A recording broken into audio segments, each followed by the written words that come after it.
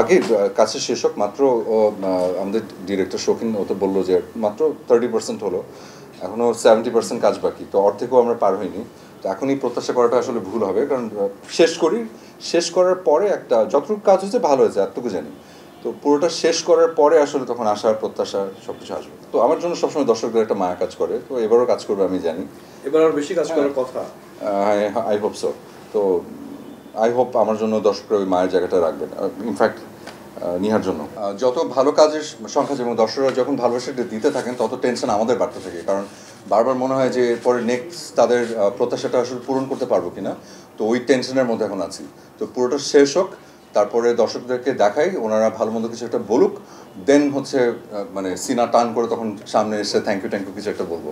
ভালো না খারাপ সেটা আসলে অবশ্যই ভালো, কিন্তু এত ডিটেলসে না বলি, ওইটা আমাদের ডিরেক্টর ভাই বলবে।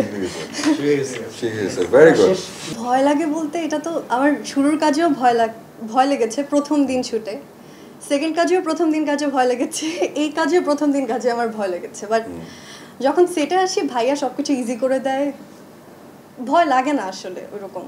জাস্ট প্রথম দিন একটু মনে হয় যে ভাইয়া এত বড় মানুষ, আমি ভাইয়ার সামনে যদি একটা কিছু ভুল করি ভাই আমাকে ধমক দিবে কিনা বা কিভাবে নিবে।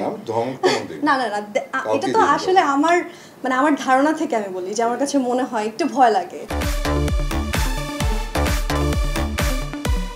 মায়া পাখি একটা মায়াময় গল্প, এখানে মায়া আছে, প্রেম আছে, সম্পর্ক আছে, সম্পর্ক ভাঙার গল্প আছে, সম্পর্ক গড়ার গল্প আছে, তো সাথে একটু মিষ্টি আছে। আমার মনে হয় দর্শক আগে আমাদেরকে যেভাবে দেখে আসছে ওই ধারাবাহিকতায় যদি চিন্তা করা হয় তাহলে শুরুতে জার্নিটা স্টার্ট হবে, তারপর তার ধারণা একটু পর চেঞ্জ হওয়া শুরু করবে এবং লাস্টে যে টুইস্ট আছে সেই টুইস্টে তার মাথা ঘুরে যেতে পারে। আমরা এই জন্য এক্সাইটেড। শৌখিন ভাই, নিহা, অপূর্বের জুটিটা এত স্ট্রং হয়ে গেছে, এটা যে কোনো চ্যানেলে গেলেই ব্লাস্ট করতেছে, অর্থাৎ সিএমএ স্পেশাল কিছু থাকে। আমরা খরচ করি, তো আমরা বাজেট ফিক্স করে করি না।